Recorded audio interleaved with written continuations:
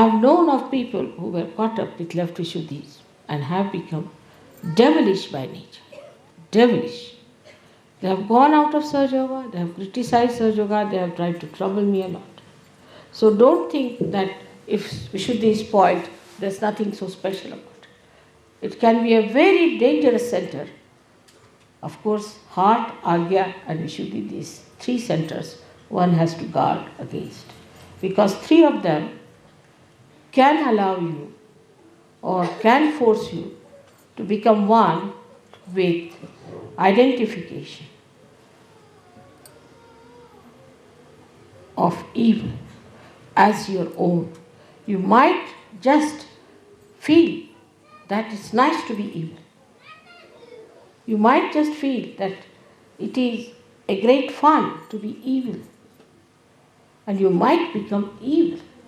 So at the Vishuddhi chakra, one has to be extremely careful. Vishuddhi chakra looks after so many things, especially your skin, your eyes. Skin is now, I have seen people who have bad Vishuddhi, can have all kinds of funny troubles with their skins. Of course, it has to do with your liver, but skin is the way it shines, the way it glows, depends on how you smile, how you look at the world. Many people have a habit of smiling for nothing at all, especially women I have seen, ladies I have seen, they just smile stupidly. That's not proper. One should not be stupid. Stupidity is against Sri Krishna's principle. Like you have seen the stupid people, how they are. Their tongue is always halfway out. If you have noticed a stupid man, his face is that, his tongue is always out, mouth half open, and he looks like a dumbfounded fool. Now, in this, only the Vishuddhi plays the part. Another one is the one where you get the Vishuddhi's strains. So such a person has very pursed lips, angry lips, and he doesn't talk. The another one might even get the expression of an idiot, but could be just making a face like that. Because if he's cunning, he may take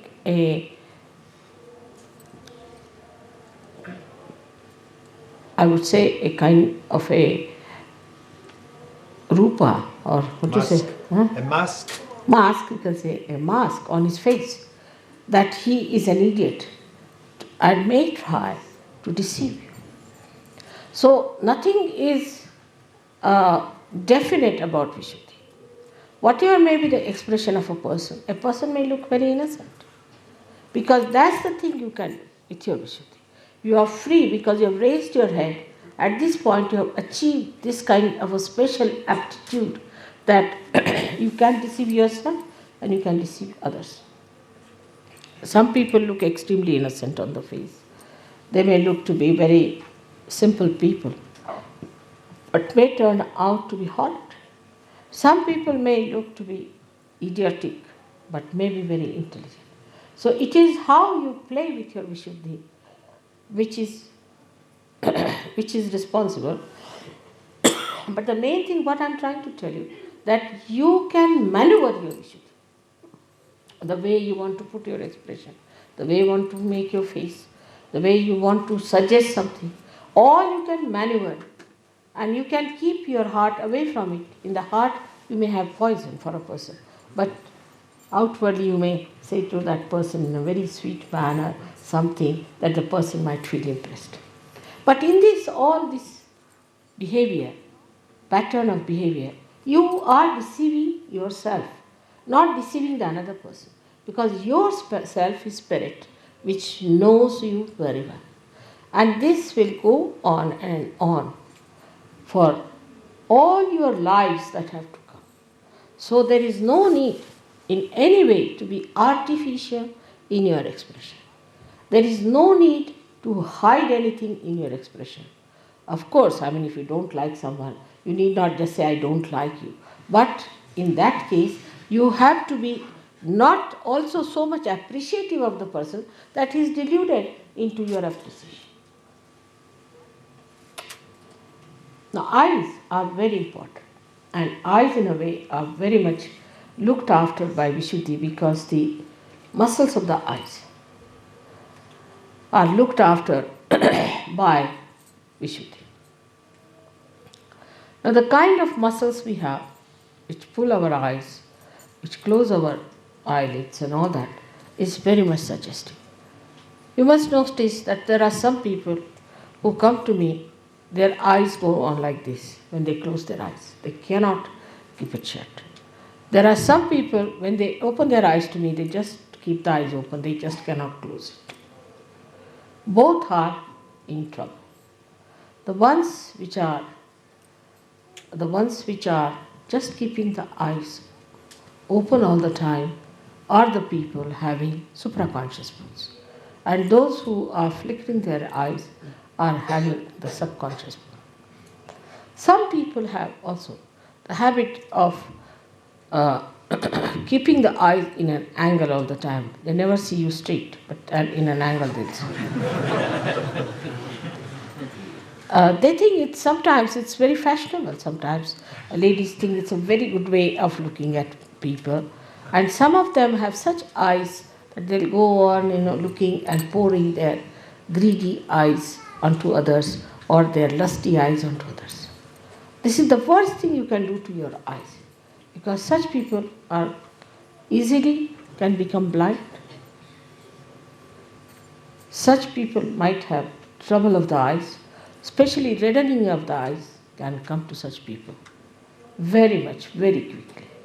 So one has to be careful to keep the eyes very pure, the eyes of an Yogeshwara who was Sri Krishna. He was a witness. He was on this earth. He played with Radha. He married 5 women. They were the 5 elements. 16,000 women he married. They were his 16,000 powers. But he was Yogeshwara. He was Yogeshwara. He had no lust in his eyes, in his mind about them at all. He was beyond them. He was Yogeshwara. That was the testing point of his, that he had no lust in his eyes about these women that he had. Such an Yogeshwara is there. Of course, I don't expect you to be Shri Krishna. But you have your wife. Those who do not have wife must look forward to a wife. That we'll get wives and we'll have a wife, and think of a wife who will be your own, so that your eyes will not fall onto every woman who comes across with that kind of a thing. I've seen people, even the photographs or anything they see is surprising. I mean, there's nothing in a photograph. What is in a photograph? But even a photograph can attract their attention.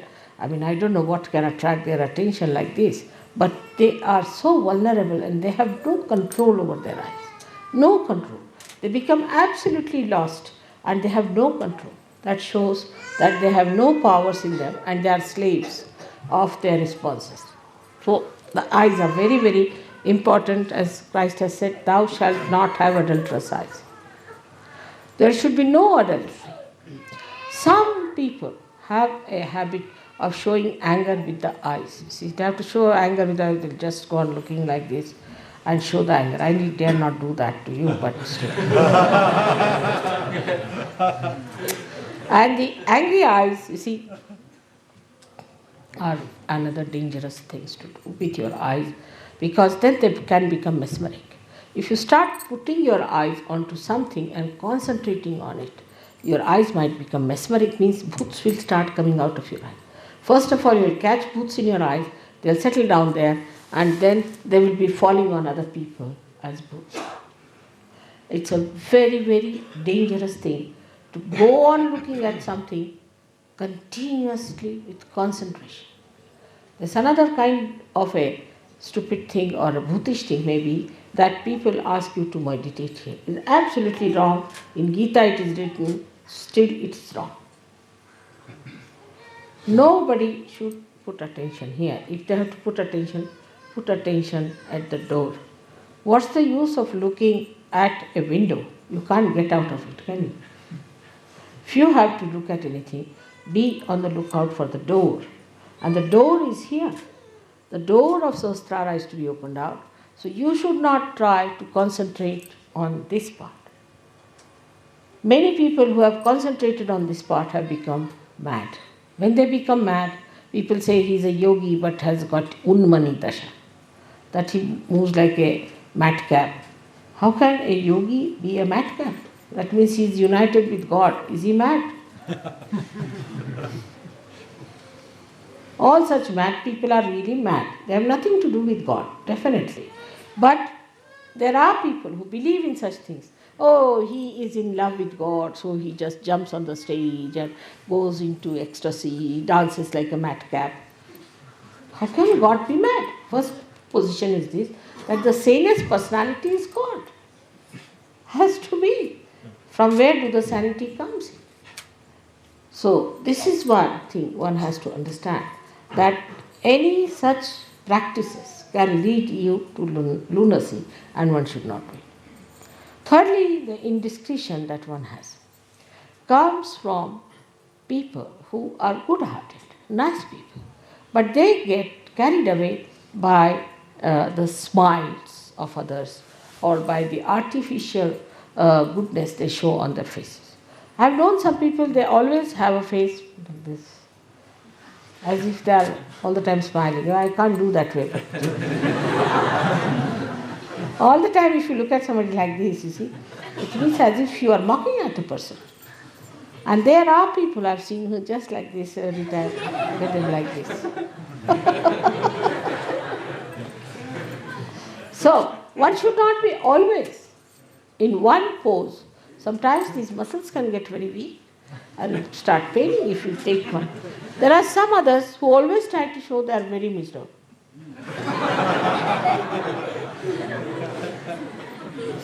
I don't know what do they want to attract.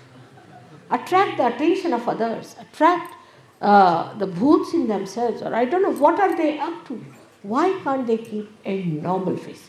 Even while sitting in dhyan or meditation, I have seen them trying to show me or whatever it is, because my eyes are mostly closed, but doesn't matter. When I open my eyes, I find some people like this, like that. Why? What is the need? You have to have a balanced face. That's what Sri Krishna has described as Sthita Prajna. One who is balanced, who doesn't laugh like an idiot, who laughs, but not like an idiot, nor is as serious like another kind of an idiot. So both the things are not at all expression of your inner being. Such a person is, as I told you today, is not frivolous, but not serious either, but full of joy within himself. He doesn't want you to be unhappy. Never would like that you should be unhappy people. But human beings, if they want to be unhappy, what can anybody help? Because they have got the free will to be unhappy. They have got a free will to cut their nose. They have a free will to cut their ears. They have free will to commit suicide. They have this free will, so-called. Now the greatest free will comes from Vishuddhi chakra, as I told you. And that's why we call him Yogeshwara. He is the Ishvara of yoga. The establishment of yoga is possible when you surrender yourself to Shri Krishna. Completely surrender yourself to Shri Krishna. Your yoga will be established. Means what? Means all your balances will be established. You go into complete balance. And that balance is complete because Vishnu, who is the incarnation for sustaining the dharma, who is responsible for giving you the balance, becomes complete in the form of Shri Krishna. That's why he said that you leave all the dharmas. Sarva dharmanam parityajya mamekam saranam vraja. That's why I surrender all of them to you. So all the dharmas, if you put it at the lotus feet of Shri Krishna, means if you follow his ideals, then all your dharmas are balanced. But after realization, you go beyond dharma.